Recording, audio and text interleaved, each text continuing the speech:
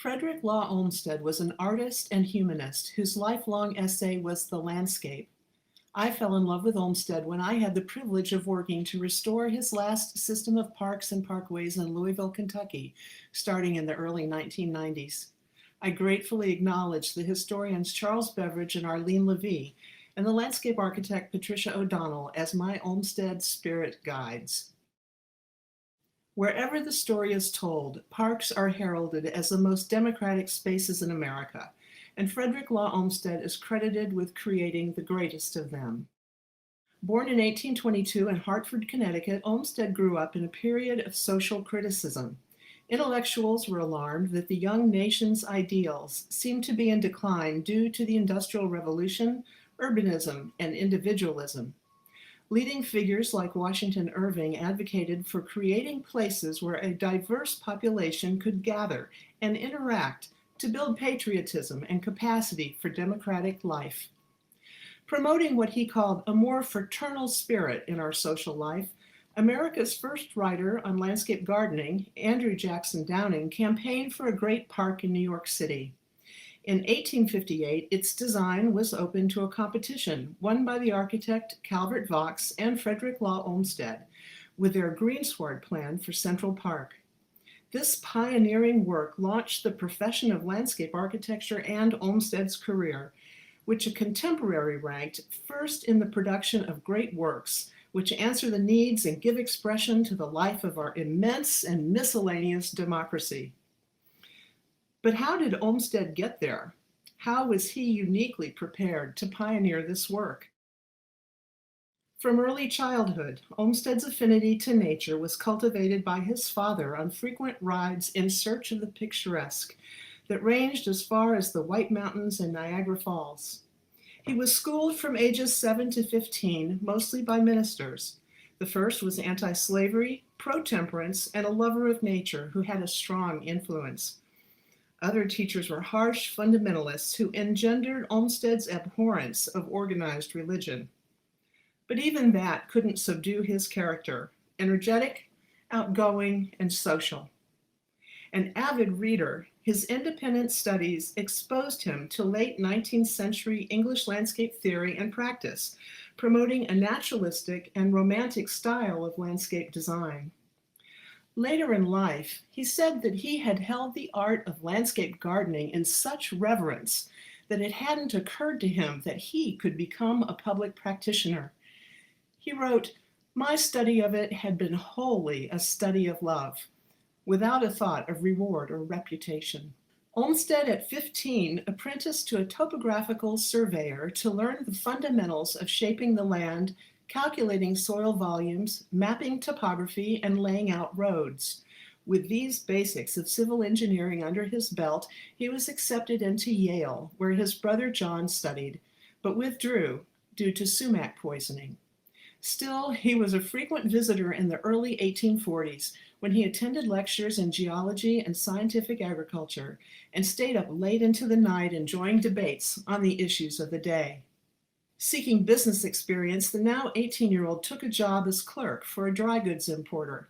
Working in Manhattan and living in Brooklyn, Olmsted longed deeply for the countryside. He wrote in a letter home, "Oh, how I long to be where I was a year ago, midst two lofty mountains, pursuing the uneven course of the purling brook, gliding among the fair granite rocks." After 1 year of confinement to the city, Olmsted signed on as a merchant seaman and sailed to China in a rite of passage.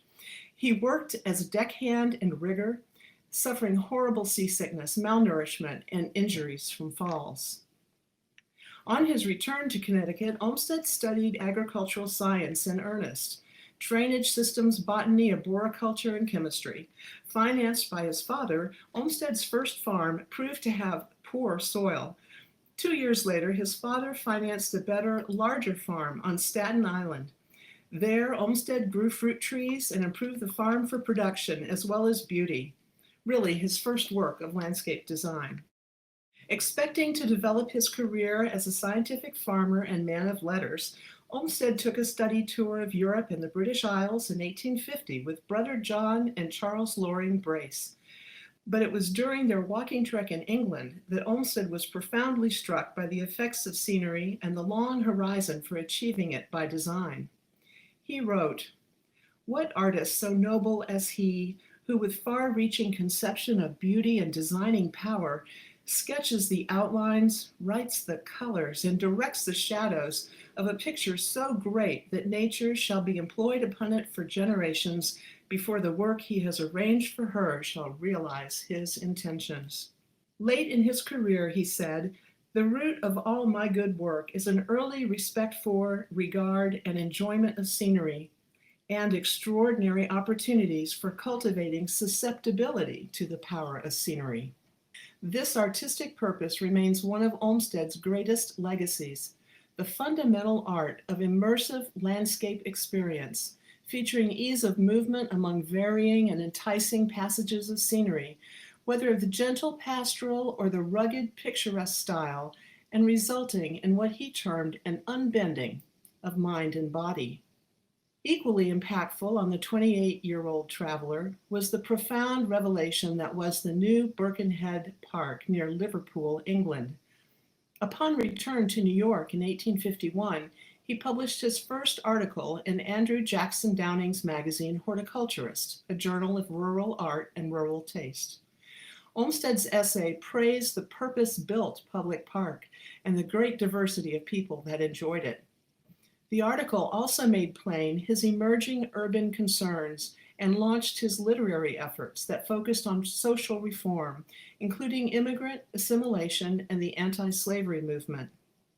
In 1853, he took on the assignment to report on the agricultural and slaveholding economy of the South for the New York Daily Times. His writings were called "the most complete contemporary portrait of the American South," and he concluded that slavery harmed all Southern society. Olmsted's stream of articles and books made him a significant commentator on culture, politics, nature, and the environment. He became managing editor of Putnam's Monthly Magazine, introducing him to leading figures including Ralph Waldo Emerson, Harriet Beecher Stowe, and Henry David Thoreau. He was well on the path to a full life as a literary figure and a gentleman farmer. But a casual conversation with a friend changed the course of history. When the New York City Park Commission approved the initial plans for Central Park, they needed a superintendent. A Central Park commissioner urged him to apply. As Olmsted recalled, "Till he asked the question, the possibility of my doing so had never occurred to me." His answer? "Nothing interested me in London like the parks, and yet I thought a great deal more might be made of them." Olmsted campaigned energetically for the job, and with the endorsements of influential figures, including Washington Irving, was hired in 1857. His first report was a drainage plan for the site, which he bluntly observed was selected without any consideration of its suitability for park use. When the initial park plan was harshly criticized, the commission held a design competition. Olmsted and Vaux won with a brilliantly sequenced orchestration of nature and management of infrastructure. It was recreation as the antidote to the nervous exhaustion of living in the industrial city. Olmsted thought deeply about the nature of recreation, distinguishing between activities that require exertion, such as games and sports, and activities that bring pleasure or benefit without effort, which he called unconscious recreation. He further understood that a type of unconscious recreation is the gregarious, or the instinct to assemble and mingle in large groups, giving parks what he described as the prevailing expression of good nature and lightheartedness. How better to encourage people to feel part of a community? In the formative years of the park, Olmsted was able to direct construction efficiently and non-politically. He also focused on park use, organizing a park police force, and issuing regulations for park behavior.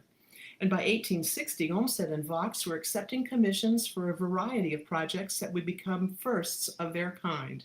When the Civil War slowed work on the park, Olmsted took a leave of absence to lead the civilian U.S. Sanitary Commission, the future Red Cross, which monitored the health of Union Army soldiers. Thanks to his administrative brilliance and impatience with incompetence, He organized field depots, supply lines, and transport for thousands of the wounded. He confessed witnessing great suffering to his wife, Mary. A friend reported that he would stay at the office for 4 or 5 days at a time, working with feverish intensity till 4 in the morning, sleeping in his clothes and breakfasting on strong coffee and pickles. By 1863, exhausted and financially challenged, he resigned from the Sanitary Commission and Central Park. On the strength of his reputation for administration, he was hired as superintendent of the Mariposa Estate, a gold mining property in California. Awed by the nearby Yosemite Valley, which was becoming the country's first scenic area managed by the government for public enjoyment, Olmsted was appointed to the new commission overseeing it. His preliminary report laid out for the first time the purposes, social values, and appropriate development for such great scenic reservations. As he had for city parks, Olmsted showed how to create a circulation system to provide the greatest enjoyment of scenery with the least intrusion on it. Throughout his career, Olmsted urged public ownership of special areas of scenic beauty, preservation of species, and natural resource planning on a regional scale, most notably for the Niagara Reservation and the Adirondack forests. Even though the family enjoyed exploring the California landscape, financial and labor difficulties at the mine proved insurmountable, and Olmsted resigned in late 1865. Vaux had been urging his return to New York, especially after they had been appointed landscape architects for the Central Park Board, and with the opportunity for Prospect Park looming. It was then that Olmsted, at age 43, wholly committed himself to being a landscape architect, wrestling over the term with Calvert Vaux, who finally convinced Olmsted that he was, in fact, an artist. Throughout his career, Olmsted went to pains to distinguish his practice from landscape gardening as the creation of a composition in which all parts are subordinated to a single coherent effect. This aesthetic was embodied in Prospect Park, which is widely held to be the greatest work of Olmsted, Vaux and Company. Their preliminary report declared that a park is a work of art and different from other city spaces. They identified the two circumstances that make them so: scenery offering the most agreeable contrast to that of the rest of the town, and opportunity for people to come together for the single purpose of enjoyment, unembarrassed by the limitations with which they are surrounded at home. Olmsted understood the central challenge of park design to be providing the infrastructure needed to support use, while presenting scenery that, quote, subordinates human influences and maintains a rural, natural, tranquilizing, and poetic character, required adequate space for every activity and great care in adapting the design to the natural circumstances of the site. For each project, Olmsted sought to reveal the genius of the place and to heighten its qualities. He enhanced natural site features to create a series of separate spaces, making the properties seem more expansive and giving people a sense of greater freedom. For Olmsted, scenery was a tool of social justice, creating spaces where there are no privileged classes. The scenic art aimed to affect the emotions and promote a restful, contemplative, and musing disposition of mind, restoring the parkgoer for return to city life. In 1868, for the new Riverside suburb in Chicago, Olmsted and Vaux designed a park-like neighborhood with defined boundaries, curving roads to induce tranquility, common spaces and amenities to enhance social life, and deed restrictions for maintenance and preservation. At the same time, Olmsted saw that this new suburban form would require developing a suburban park system of interconnected parks and parkways, starting in Buffalo, New York, and concluding in Louisville, Kentucky. As the critic Lewis Mumford observed in 1931, quote, by 1870, less than 20 years after the notion of a public landscape park had been introduced in this country, Olmsted had imaginatively grasped and defined all the related elements in a full park program and a comprehensive city development, end quote. 2 years later, Olmsted and Vaux dissolved their partnership amicably, and they would practice together again in the 1880s. Continuing on at Central Park, Olmsted overworked himself and grew ill, deeply distressed by the park's deteriorating condition due to politics and the constant undermining of his authority. The worst, a standing order forbidding him to remove a single tree without a vote of the board. When he took medical leave in 1877 for a health-restoring trip abroad, his office was promptly abolished for having no practical use, and he was appointed to the unpaid position of consulting landscape architect. They never communicated with him after that and continued to develop the park using designs by unqualified people that changed Olmsted and Vaux's intentions. Olmsted's scorchingly detailed 1882 pamphlet, Spoils of the Park, laid bare the politics of managing Central Park and the larger threat posed to city planning. The report concludes with a blueprint for park governance: an unpaid park board of well-reputed qualified citizens, including representatives of the art of landscape painting, an executive officer, a professional landscape gardening advisor, and strict avoidance of political influence and patronage. Integrity, artistry, expertise, and independence. These are the ideals of park governance we are still pursuing to this day. Olmsted moved his family to Boston, where he began work on the Arnold Arboretum in collaboration with its director, Charles Sprague Sargent. One of the first public arboreta, the Arnold was intended as both a scientific study collection of hardy trees and a scenic pleasure ground that gave relief from the city, applying park design strategies. By 1883, the Olmsteds had settled into a live-work situation in Brookline, Massachusetts. Fairstead's grounds were a laboratory for domestic landscape design and a restorative setting for family and employees. Today, it's a National Park Service historic site, which is magical to visit. My favorite space is the solar-powered blueprint room. The real magic, though, is in the firm's extensive archives. The firm was thorough in documenting its work and retained thousands of written reports, plans, and photographs. Olmsted set the bar for professional practice in many ways, and documentation is one of the most important of these. In Boston, Olmsted tackled what would become the first segment of the Emerald Necklace, a rural-style park.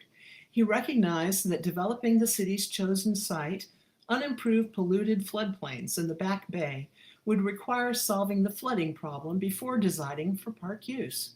Olmsted collaborated with the city engineer on designing the tidal gate and flood basin system, and with the Arboretum's Charles Sargent on selecting a wide variety of plants that would sort themselves out over time to create an experience of a wild landscape. In 1893, he wrote to Charles Eliot and John Charles that the Boston projects would open, quote, new chapters of the art, end quote. But these legacies spin out at their own pace over time. While the aesthetic experience of wild rural landscapes was soon demonstrated and taken up by younger designers like Jens Jensen, what we would now call ecological regenerative design took decades to come to the fore of landscape architecture through the work of Ian McHarg and others in the 20th century environmental movement. Olmsted's sensitivity to native landscape became even clearer in California, where he helped Leland Stanford to site his new university. In planning the campus, Olmsted recognized that the verdant landscape aesthetic of the East Coast was an unsuitable model for the warm, dry climate of California. He looked to the Mediterranean for a model of sustainable design, which was embodied in the university's main quadrangle, fully paved and planted with islands of native species. The White City, on the other hand, would be a wholly artificial and theatrical design, well suited to the needs of the 1893 World's Columbian Exposition. Olmsted advised on site selection, choosing Lake Michigan as a backdrop for a neoclassical fairgrounds of monumental scale, replete with canals and lagoons. The project ushered in a new appreciation for the collaborative design process among landscape architects, sculptors, and painters. Though at a celebratory banquet, the fair's consulting architect Daniel Burnham emotionally declared Olmsted the true artist of the White City. Olmsted had his own favorite project, Biltmore. From his first visit in 1888 to his last, Olmsted welcomed the immensity of the task and foresaw that it would become a popular semi-public destination.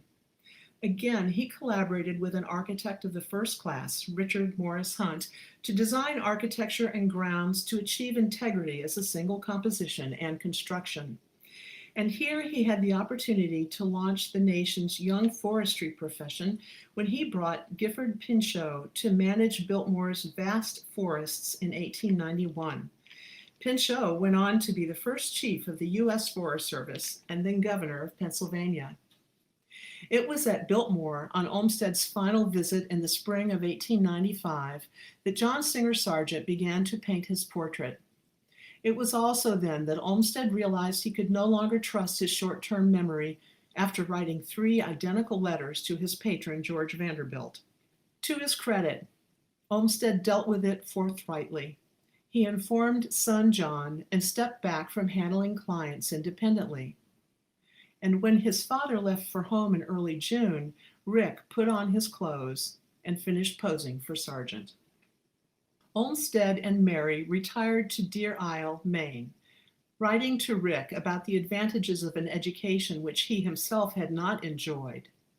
Quote, "I did go into my work with the spirit of an overardent volunteer, reckless of health, reckless of life, so I could meet my responsibility." End quote.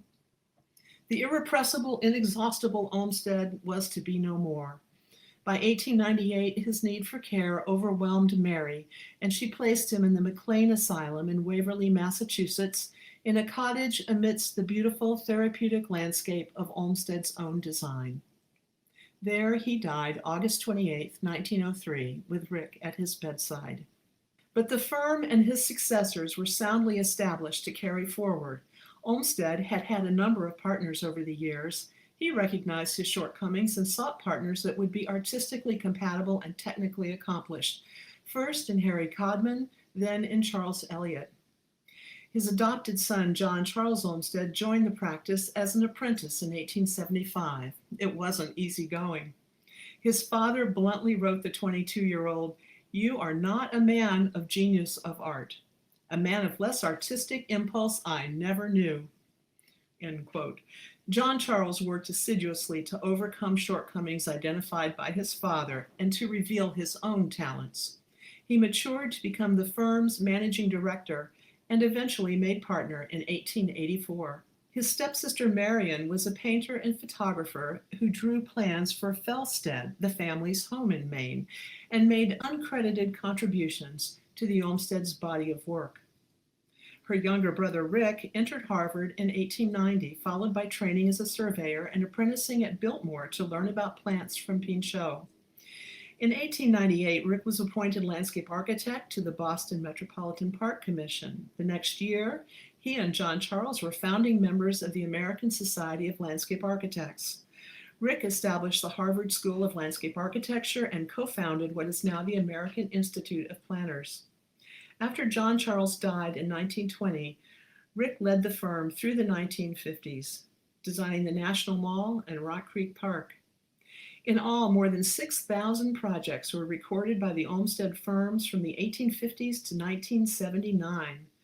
Parks, of course, but also worker housing, suburbs, campuses, residential institutions, country clubs, public buildings and grounds, private estates, memorials, and so on. The legacy of this firm, not to mention the landscape architects who trained there and the firms that spun off, is extraordinary. In the magnitudes of Olmsted's life, there's something for everyone. The aspects of his legacy that speak loudest to me are social balance. With his own habit of overwork leading to illness, Olmsted knew firsthand the healing power of landscape. His career developed the vast array of methods for bringing balance to life. What we call work-life balance is expressed across the scales of his work. At the city planning level, in which he counters the ills of city living and its structural masses with a rural park landscape and its freeing experience of open space. In contrast, His campus plans carefully balanced the internal spaces of academic life with outward-facing spaces that connected students with community life. Or think of how he understood that people need equal opportunity for energetic and contemplative recreation, which together would restore them for returning to the hurly-burly world of commerce. And artistic unity. Olmsted sought out the genius of place as his starting point. He revealed it through scenic artistry that did not create a two-dimensional picture, but rather a fully sensed experience of immersion in the landscape. Olmsted achieved this by designing for movement through passages of scenery and maintaining a unified composition. Our Olmsted is the champion of civil rights, city needs, and environmental quality, inspiring the legions of planners and landscape architects whose work continues to shape our world. Our Olmsted is the artist whose landscapes expressed social ideals, shaping generations of individuals and their communities with persistent and continuing relevance. Thank you.